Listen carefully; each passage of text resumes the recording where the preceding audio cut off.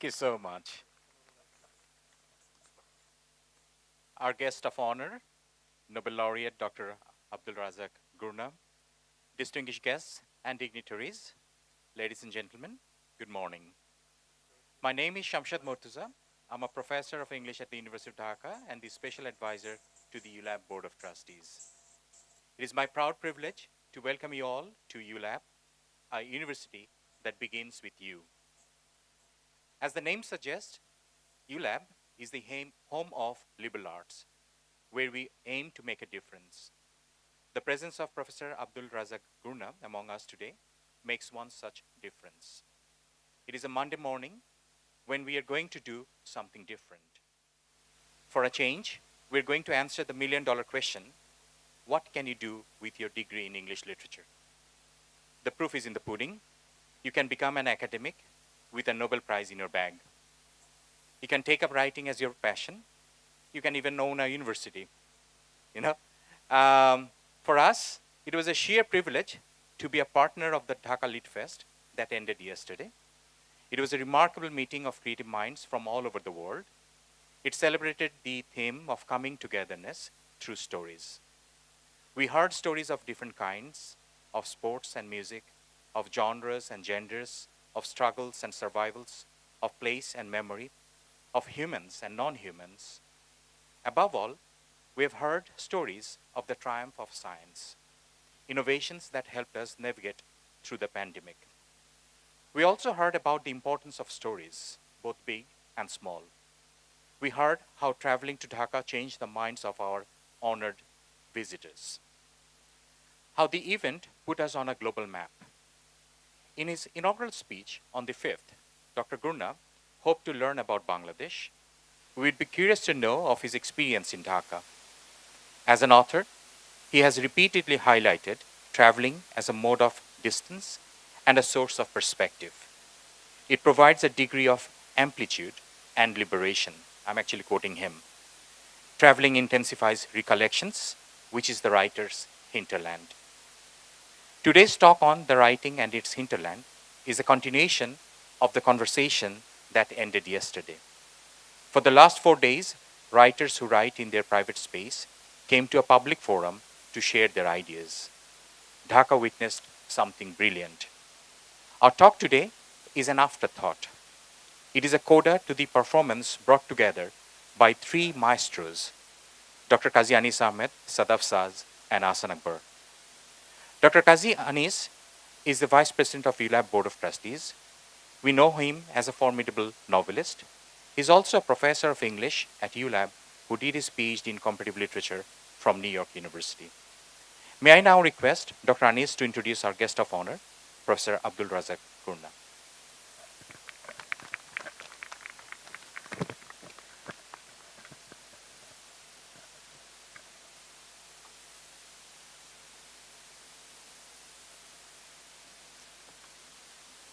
Good morning. Can you hear me? Is this on? Okay. Good morning, ULAB, members of ULAB Board of Trustees, ULAB faculty, ULAB students, other honored guests and dignitaries, and most of all, of course, our guest of honor today, Mr. Abdulrazak Gurnah, winner of the Nobel Prize in Literature in 2021. I will keep this intro fairly brief, I hope, and quite personal.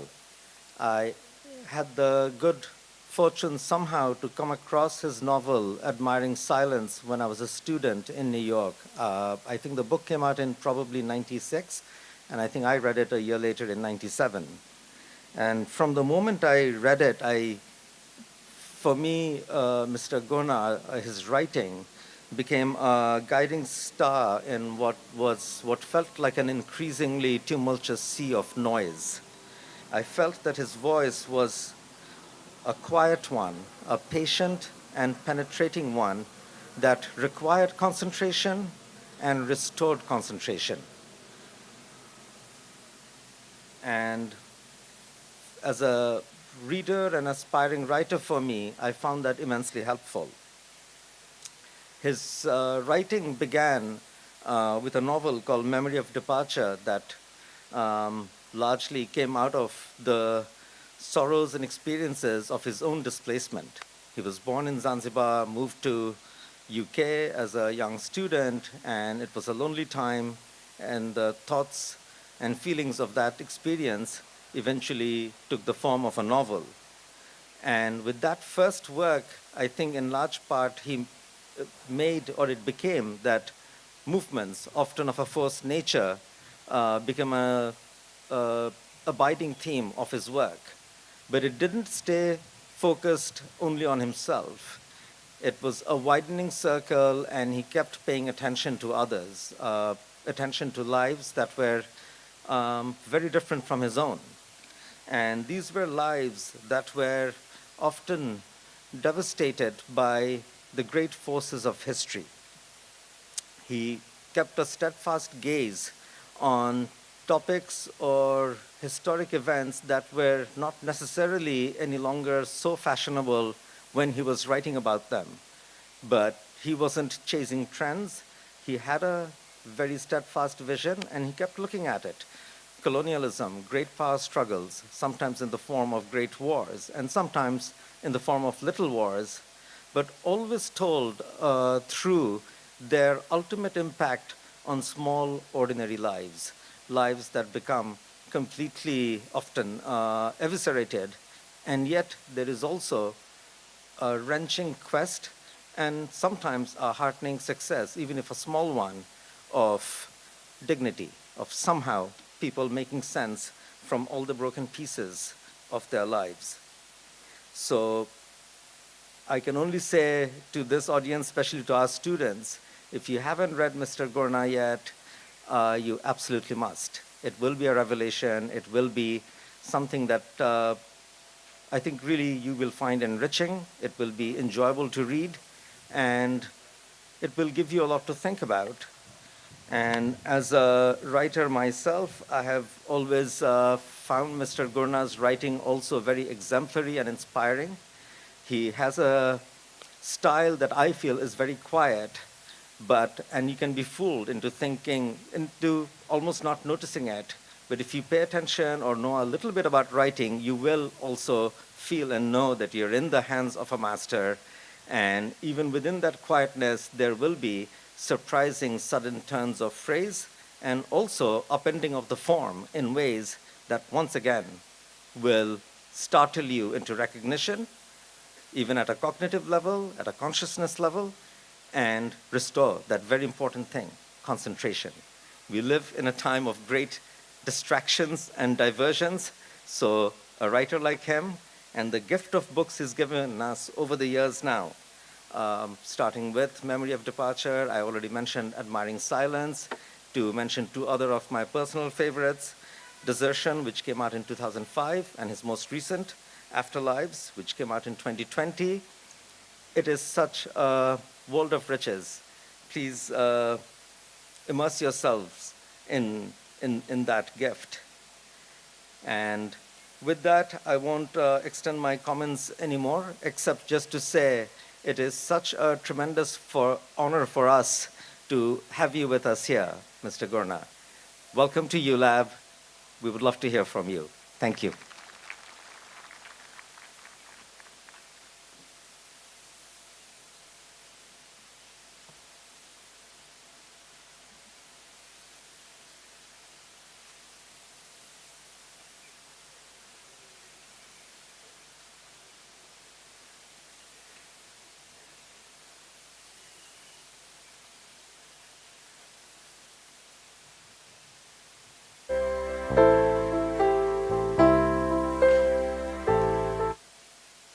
Good morning, everybody. Thank you very much for the introduction. I liked the way he leapt onto the stage there. I wasn't going to try and imitate that. Thank you all for being here.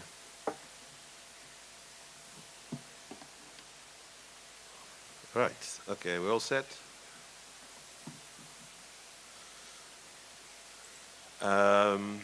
The introduction there said that, by Professor Shamsi, said that in the inaugural comments I made at the festival, the Dhaka Festival, that I'm looking forward to finding out some more about Bangladesh and particularly about Dhaka.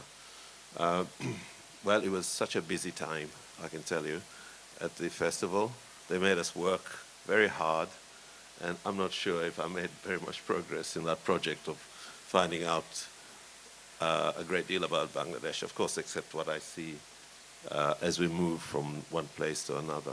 But I felt the enthusiasm and the welcome and the reception, not only for me, of course, but for the other writers and other events, and that was impressive. Just the large numbers of people who came, and their, well, as I said, their enthusiasm and their involvement in what was going on. So to continue, I like that idea that they're kind of like afterthoughts from the conversation at the festival. Of course, when I was asked, or invited rather, should I say, to speak to you, and as always happens, when you agree to do a talk or a lecture, then people say, whoever it is that's inviting you says, what is going to be your subject? And very often this is a kind of a crisis moment, because you probably haven't really already, you haven't got a talk in mind, but people want you to give it a title. So I was actually thinking, so that's my title. And then so it's a wrong way around, you see. So then you've got a title, and then you think, well, what did I mean by that title? And so how do I talk to it? How do I talk to a title? I think what I had in mind at the time was the way memory functions for a writer. But I wasn't sure if I really wanted to talk about that. So I used that somewhat more open word, hinterland, to suggest something, well, something like, what is it that lies behind the writer's economy, if you like, speaking, of course, only of my experience. When I say economy, imagine that the writer is like a small city. The people who live in the city very often don't actually produce very much, at least not very much food anyway, and probably not very much of the primary things that go on to be manufactured into other things.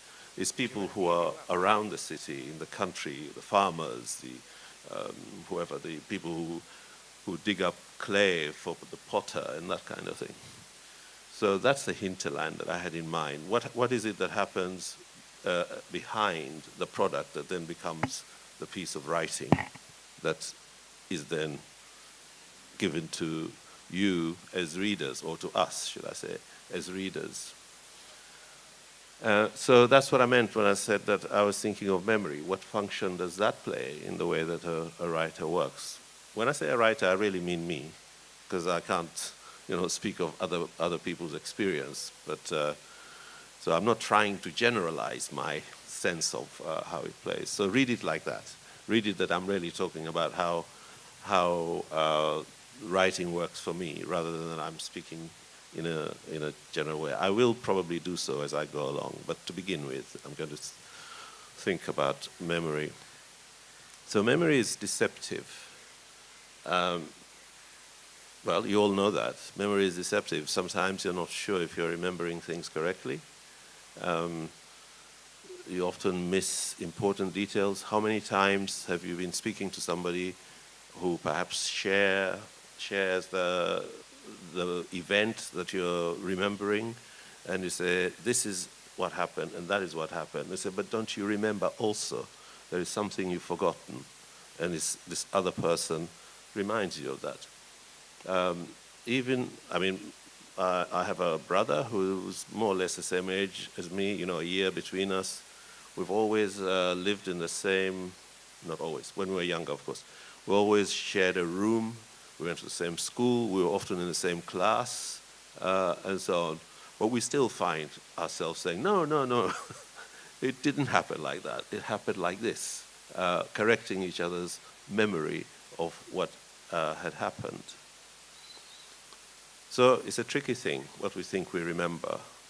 Now, you imagine then if you're writing, and especially if you're writing about kind of real incidents. It is fiction after all, so it doesn't have to be exactly as it happened.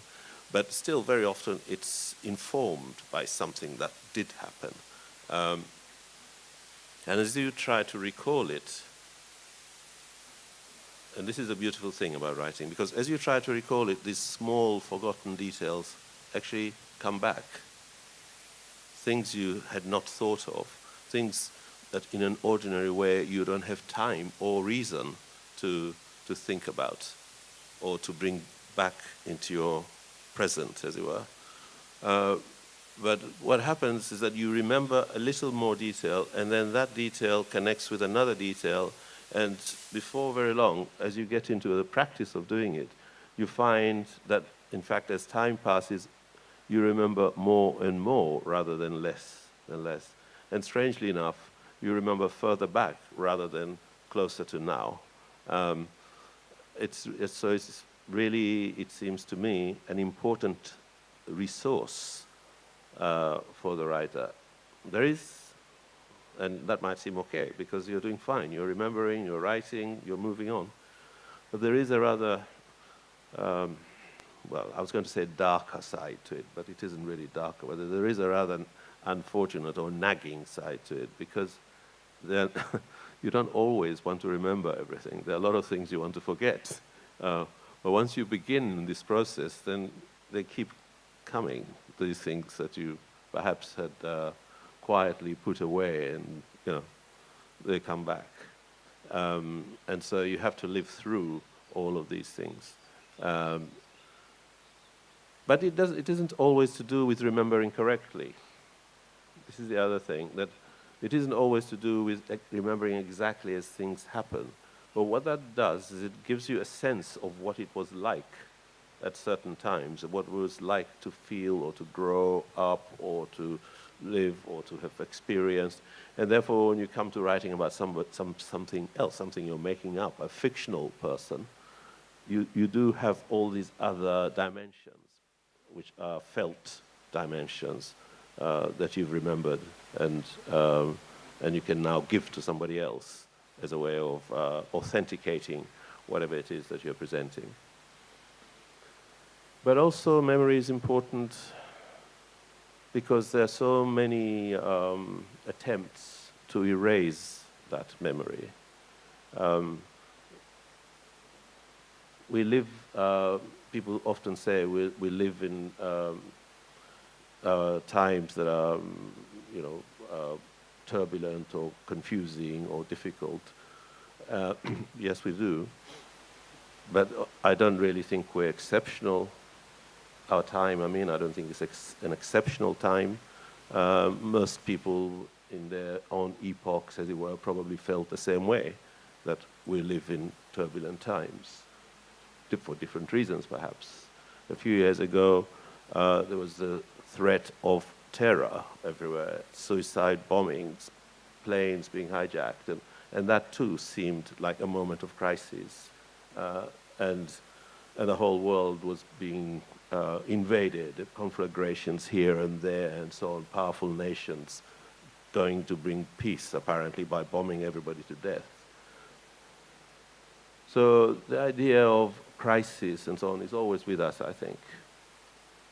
And the other thing that happens in crisis is that those who rule, governments and so on, are become both authoritarian, more authoritarian, because these are crisis times, and this gives them the license to take unusual measures, and also in the process to rewrite what had happened in order to make it more suitable. Governments are always doing this, and also perhaps powerful forces within nations are always doing this, wanting to reshape and rewrite and change the story, as it were, so that it fits whatever the agenda is that they have in mind. I think this is where the writer and his little memory plays a part and says, no,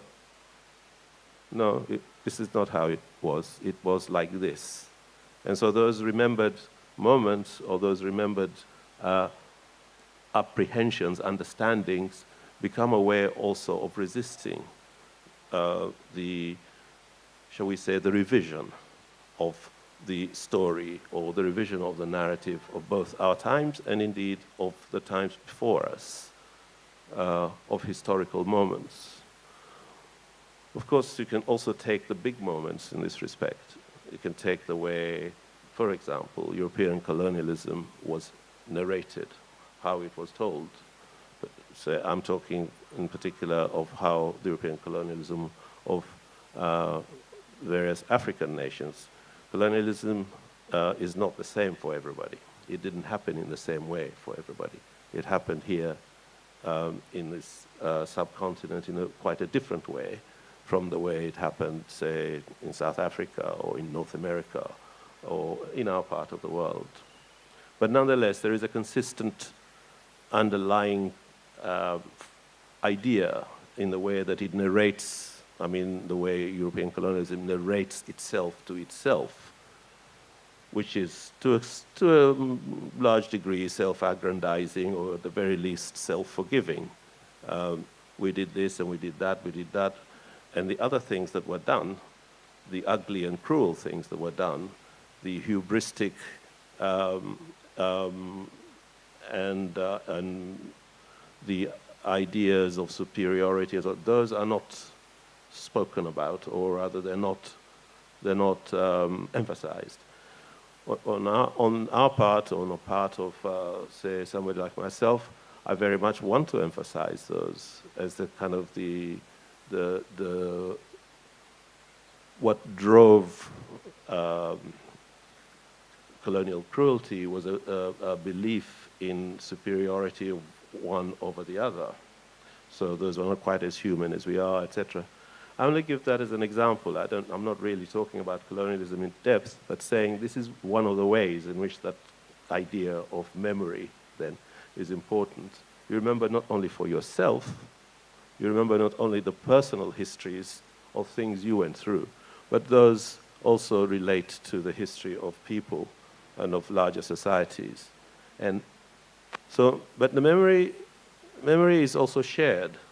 So I don't just remember for myself, I also remember what people told me, what my parents told me, what elders told me when I was a child. I also remember what I hear now.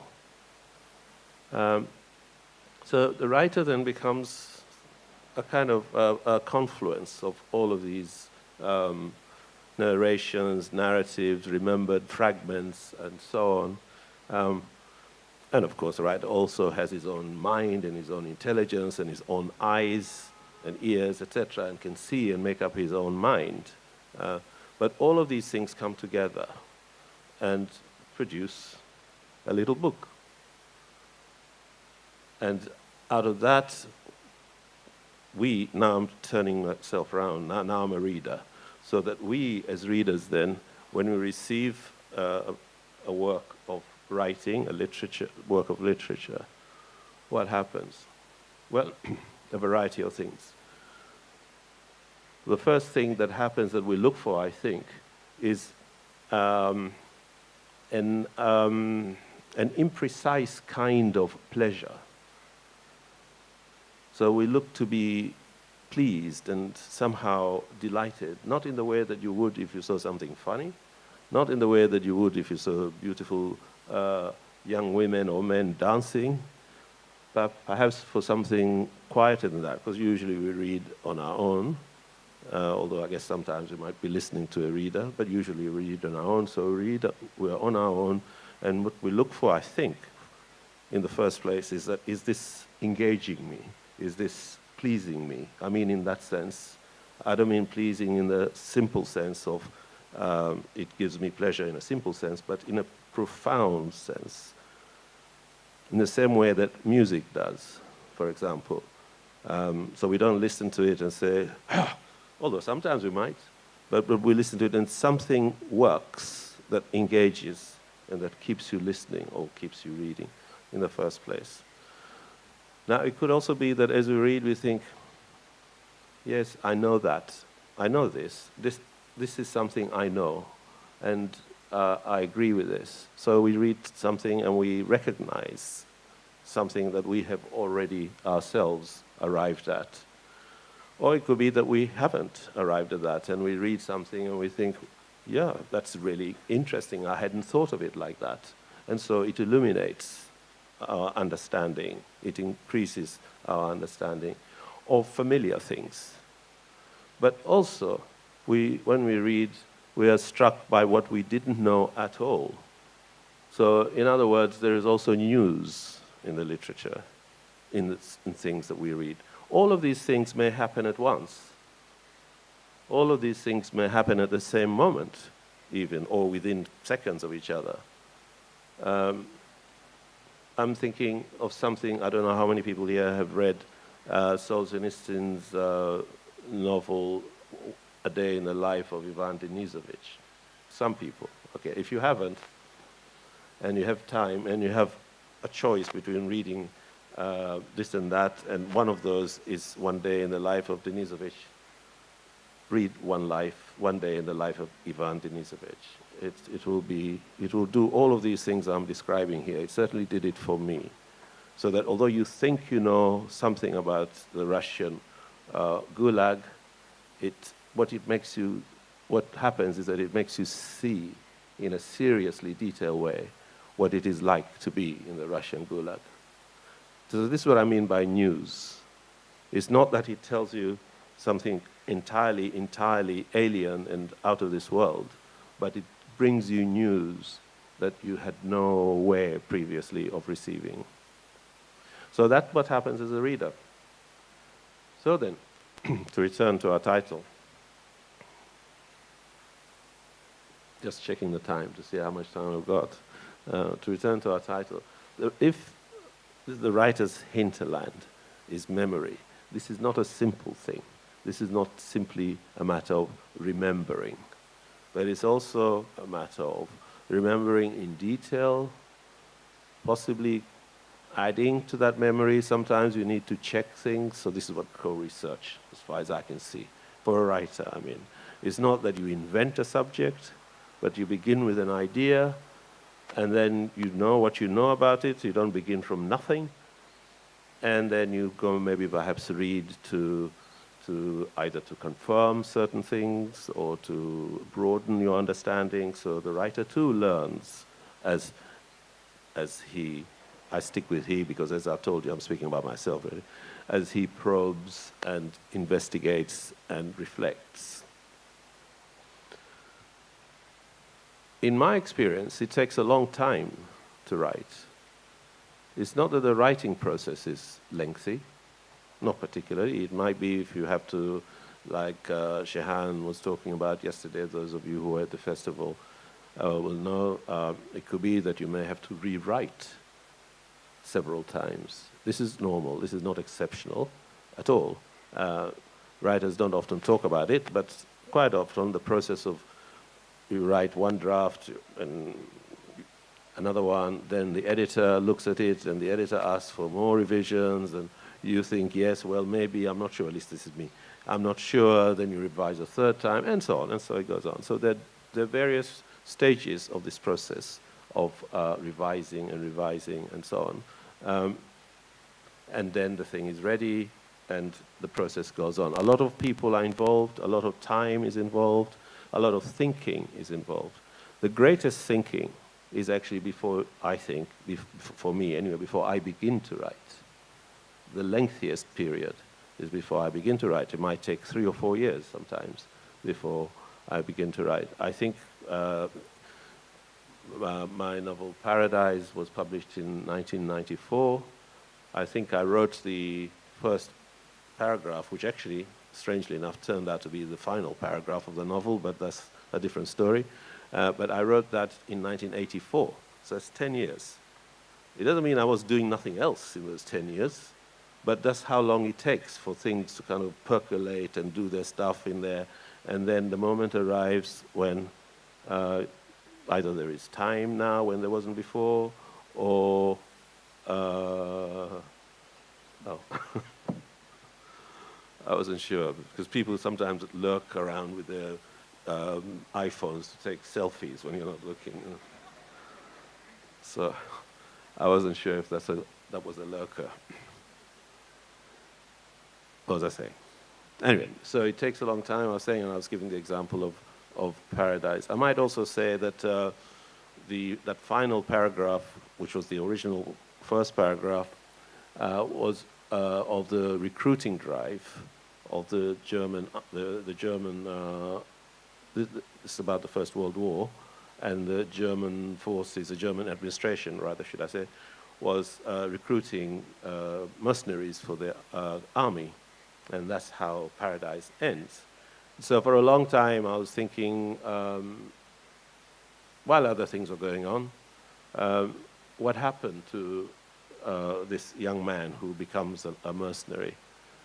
And it took me until 2018 to actually get around to writing it, and the writing it is that book there, the cover is their Afterlives.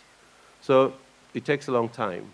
And during this time, what are the processes? They are what I have described, of remembering, of researching, of accumulating, and then beginning to write.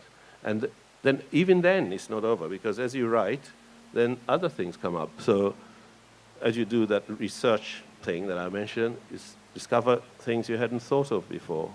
And so it goes on. And then when you finish, you think, have I done it right? Have I done it right? Or is this the subject of the next one? And so it goes on. So the writer's hinterland is, as I've described, but it's also actually something to do with the process itself and how the process itself produces a kind of dynamic that prepares the writer for the next project, as it were, the next thing to be done. It's never ending, I tell you. Anyway, I think perhaps that will be it. I don't know whether the intention was that I would hear from you in any way at all, questions or not. I don't know if you had that in mind. But I'm happy to take one or two questions. I'm also just happy to say thank you very much for having me here.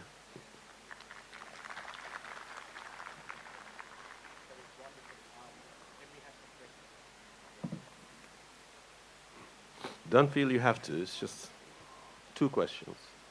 There's somebody here. Sorry. You have chosen this word hinterland, which I think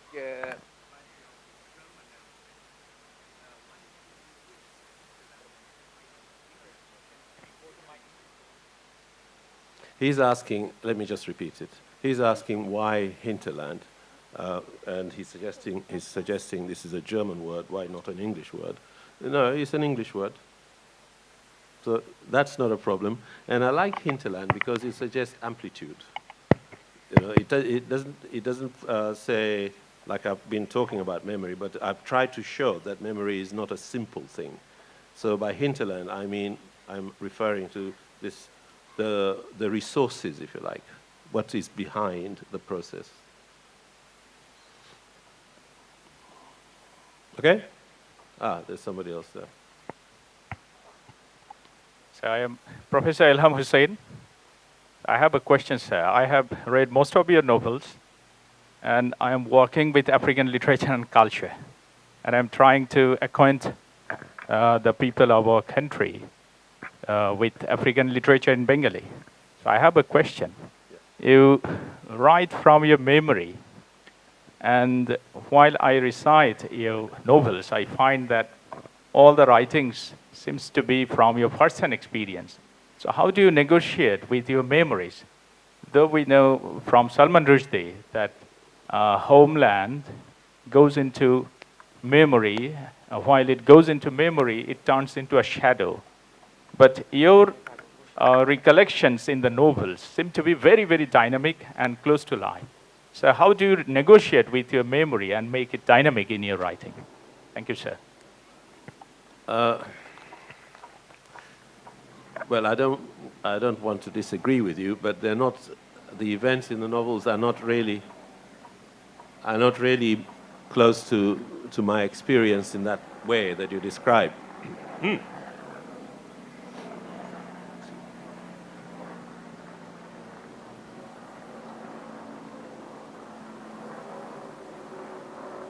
I remember from my teaching days when it's at the University of Kent, when it was sunny and bright like this, and I was in one of the seminar rooms on the ground floor, as it were, as opposed to another part of the university, then it seemed that there was always somebody cutting the grass outside.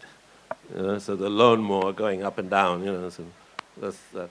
Anyway, I was saying that it's not the case that the experiences are mine, really. It's not.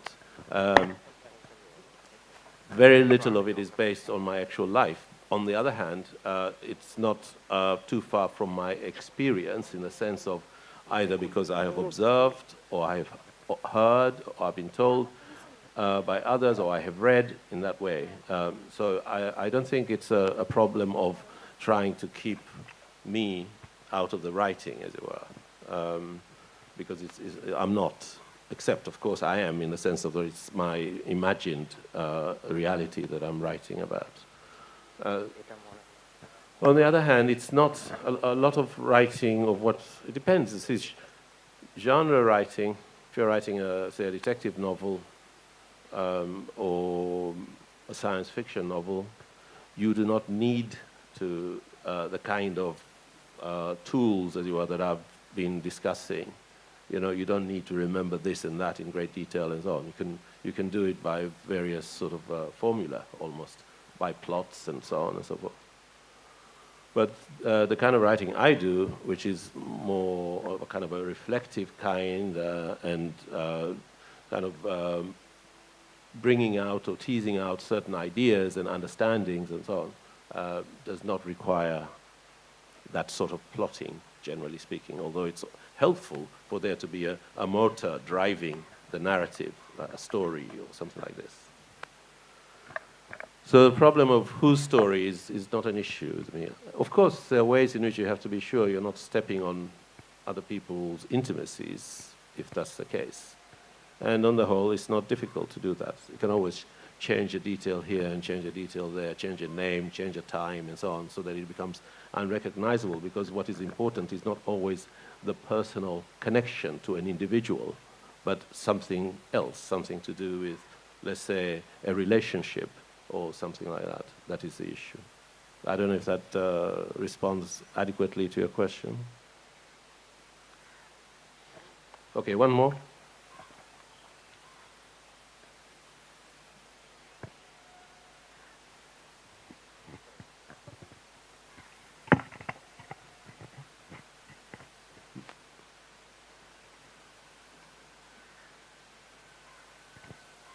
There are a number of writers and more aspiring writers in the audience, and I'm sure they would like to hear something about your work habits, from the hinterland to the actual business of writing. Okay. You mean what happens every day kind of thing, yeah? All right. Well, of course, I haven't written a thing for a year or so. Ever since the Swedish Academy honored me with this award, I've mostly been talking or writing emails.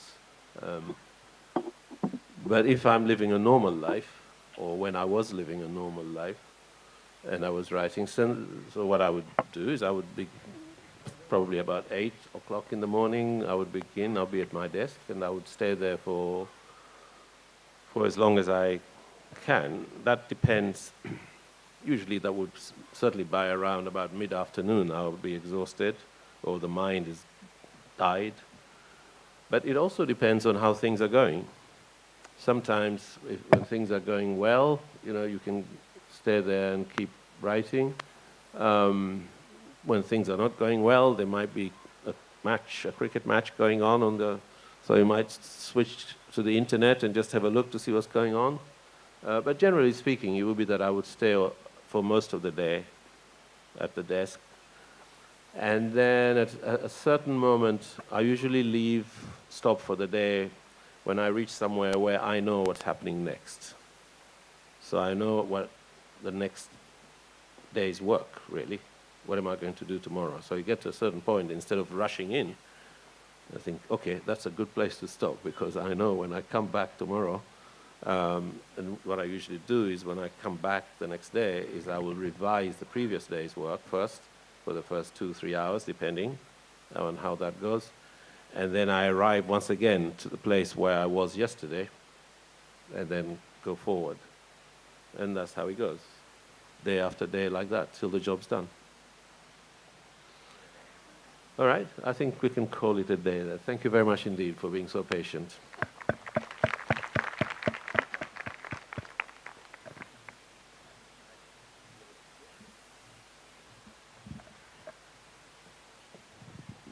Thank you so much. We're really honored and humbled by your presence. I'd like to request, Professor Imran Rahman, our Vice Chancellor, to give his closing remarks and also, offer, our, token of appreciation to Professor Gurnah. And of course, I would like to invite Dr. Anis afterwards during the presentation.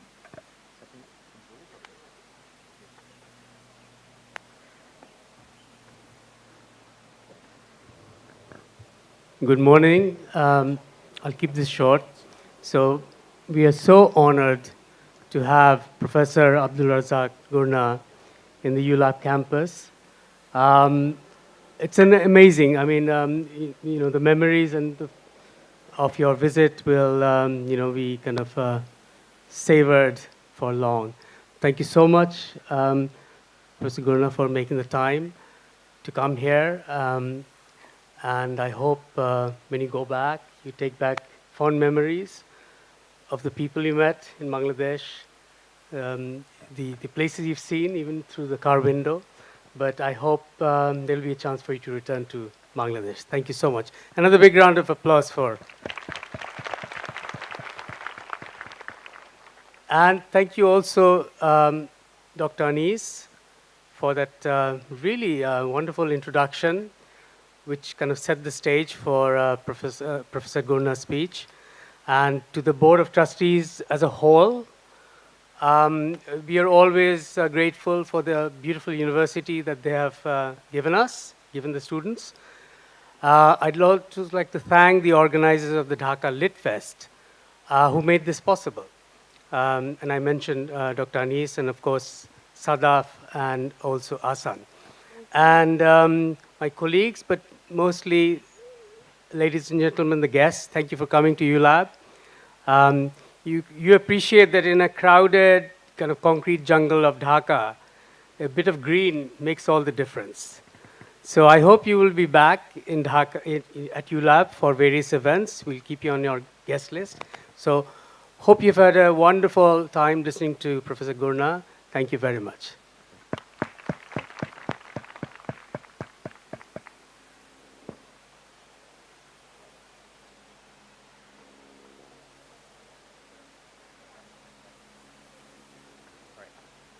May I now request Dr. Anis to come to stage and also Professor Imran Rahman.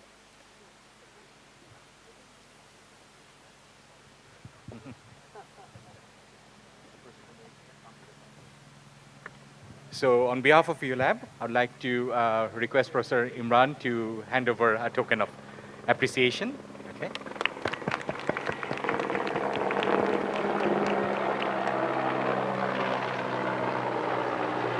So we can call it sky mower instead of the lawn mower. Okay. And Dr. Anis will hand over a set of publications, brought out from ULAB Press.